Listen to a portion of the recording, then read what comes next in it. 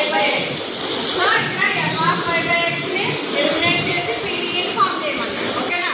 So దానికోసం మనం first solution లో given z equals to f of y by x అని. ఏమన్నాము ఇది ఈక్వేషన్ 1 అనుకుని డిఫరెన్షియల్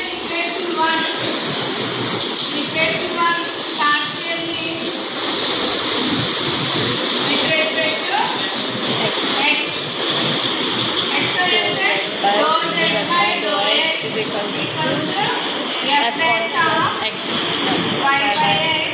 అంటే కదా f of x కి డిఫరెన్షియేషన్ ఏంటి?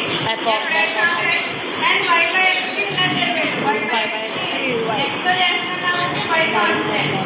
So 1 by x minus 1 by x square.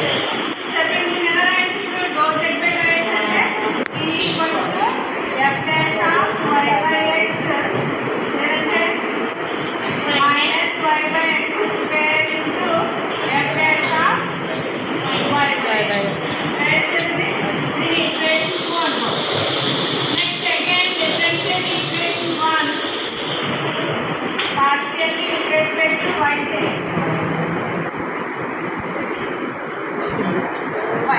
y చేస్తే dou z by dou y equals to f dash of y by x and y తో చేస్తాం కాబట్టి 1 by x కాన్స్టెంట్ y కి differentiation 1 so దీన్ని q equals to 1 by x into f dash of